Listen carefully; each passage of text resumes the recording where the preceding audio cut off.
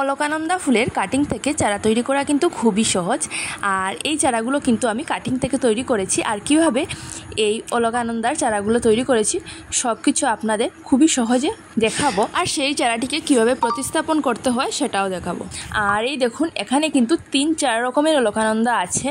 আর খুবই সহজে কিন্তু আমি এই চারাগুলো তৈরি করেছি। জলের মধ্যেও করা যায়, মাটির মধ্যেও, বালির মধ্যেও, আপনারা যেভাবে সুবিধা হয় সেভাবে করতে পারবেন। আর জলের মধ্যে কিন্তু খুবই সুন্দর হয়ে চারা তৈরি হয়, আর খুবই তাড়াতাড়ি কিন্তু জলের মধ্যে চারাটা তৈরি হয়।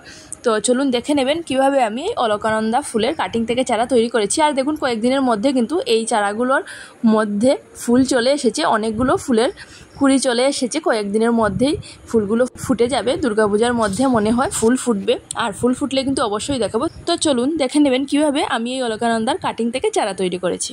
এই দেখুন, এগুলো হলো অলকানন্দার কাটিং। আর এই কাটিংগুলোকে কিন্তু আমি খুব সুন্দর করে কেটে নিয়েছি। আর এখন এগুলোর নিচের দিকে অ্যালোভেরা লাগিয়ে দিয়েছি, আর উপরের দিকে হলুদ গুঁড়ো লাগাতে হবে।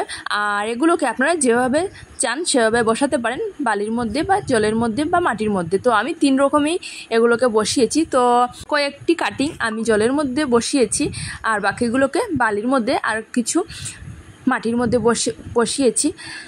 তো এই দেখুন, আমি প্রথমে জলের মধ্যে বসিয়ে দিলাম, আর এখন বালির মধ্যে বসাচ্ছি। তো এইভাবে আমি সবগুলো কাটিং বসিয়ে দেব। আর বসানোর প্রায় 30 থেকে 40 দিনের মধ্যে কিন্তু খুবই সুন্দর হয়ে চারাগুলো তৈরি হয়ে যাবে, খুব সুন্দর হয়ে পাতা দেবে। আর আগের যেগুলো পাতা ছিল সেগুলো পড়ে যাবে, আর নতুন করে কিন্তু পাতা দেবে। তখনই বুঝতে হবে যে এগুলো থেকে শিকড় বেরিয়েছে, আর সেগুলো প্রতিস্থাপন করতে পারবেন। তো এই দেখুন, খুব সুন্দর করে এগুলোকে আমি বসিয়ে দিচ্ছি। আর বসানোর পর কিন্তু এগুলোকে ছায়া জায়গাতে রাখতে হবে। বেশি রোদ্রের মধ্যে রাখলে সেগুলো থেকে জলটা শুকিয়ে যাবে, আর চারাগুলো থেকে, কাটিংগুলো থেকে চারাটা তৈরি হবে না। তাই এগুলোকে ছায়া জায়গাতে রাখলে ভালো হয়। চলে আসলাম প্রায় 40 দিন পর। 40 দিনের মধ্যে কিন্তু খুব সুন্দর হয়ে চারাগুলো তৈরি হয়ে গেছে, আর খুব সুন্দর হয়ে পাতাও দিয়েছে দেখুন। আর নিচে কিন্তু অনেকটা শিকড় দিয়েছে, কারণ অনেক দিন ছিল।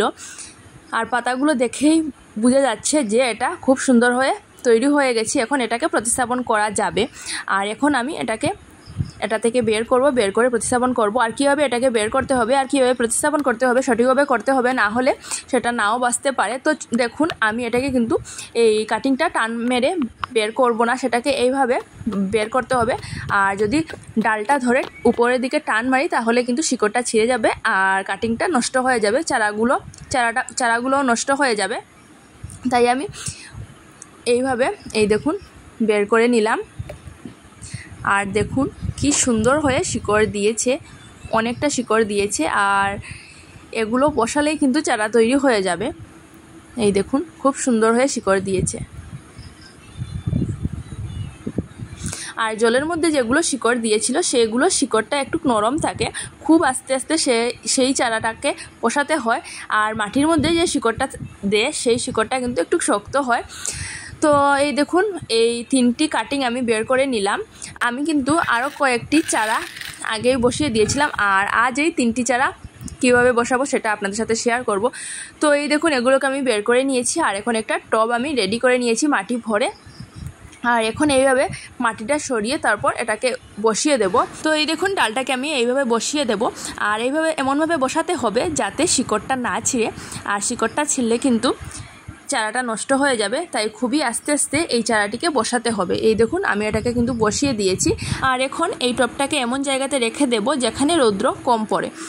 আর একইভাবে কিন্তু আমি আরেকটি কাটিং বসিয়ে দিচ্ছি। এই দেখুন, খুব আস্তে আস্তে কিন্তু কাটিংগুলো বসাতে হবে। তো এই 2টি টবই আমি একসাথে এমন জায়গাতে রেখে দেব যেখানে এই টবগুলো না নড়ে, কারণ এই ডালগুলো যদি নড়ে যায় তাহলে কিন্তু এই চারাগুলো নষ্ট হয়ে যাবে। তো এইভাবে আমি সবগুলো চারা মাটিতে বসিয়ে দেব।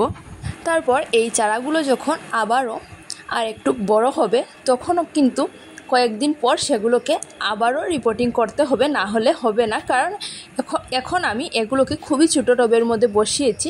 আর কয়েকদিন পর যখন গাছগুলো আরও বড় হয়ে যাবে তখন বড় টবের মধ্যে এগুলোকে বসাতে হবে, না হলে গাছে ফুল ফুটবে না। এই দেখুন, এই চারাগুলো বসানোর প্রায় 1 মাস পর এই গাছগুলো এতটা বড় হয়ে গেছে। আর এখন কিন্তু এগুলোকে রিপোর্টিং করতে হবে। এই দেখুন, অনেকটা বড় হয়ে গেছে। আর এই গাছটাকে কিন্তু আমি আবার রিপোর্টিং করেছিলাম, তাই এই গাছটা, এই দেখুন, এই গাছটা কিন্তু অনেক বেশি বড় হয়েছে। অন্য গাছ থেকে এই গাছটা বেশি বড় হয়েছে। আর এই সবগুলো গাছ কিন্তু আমি একসাথেই কাটিং থেকে চারা তৈরি করেছিলাম। আর সেটা এই গাছটা রিপোর্টিং করায় এই গাছটা বেশি বড় হয়েছে, কারণ এটা একটা বড় বালতির মধ্যে পরে রিপোর্টিং করেছিলাম আবারও, তাই এটা একটু বেশি বড় হয়েছে। আর বাকিগুলো অতটাও বড় হয়নি। আর এই বালতির মধ্যে যে গাছটা আছে এই গাছটাতে কিন্তু অনেকগুলো কুড়িয়ে চলে এসেছে, আর কয়েকদিনের মধ্যে কিন্তু ফুলও ফুটে যাবে। আর এই অলকানন্দা যখন চারাটা ছোটো থাকবে তখন থেকে কিন্তু এগুলোকে পিঞ্চিং করে দিতে হবে। পিঞ্চিং করে দিলে কিন্তু খুব সুন্দর এই গাছগুলো ঝুপালো হবে। এই দেখুন অনেকগুলো কিন্তু ডাল দিয়েছে, আর যদি পিঞ্চিং করতাম না তাহলে কিন্তু সেগুলোতে মাত্র একটা একটা করে ডাল থাকতো আর ফুলও কম ফুটতো। আর এই দেখুন এগুলোকে পিঞ্চিং করে দেওয়ায় অনেকটা ডাল বেরিয়েছে, অনেকটা ব্রাঞ্চ বেরিয়েছে। এইভাবে আপনারাও যখন গাছটা ছোটো থাকবে তখন পিঞ্চিং করে দেবেন, আর খুব সুন্দর হয়ে গাছগুলো এইভাবে ঝুপালো হবে।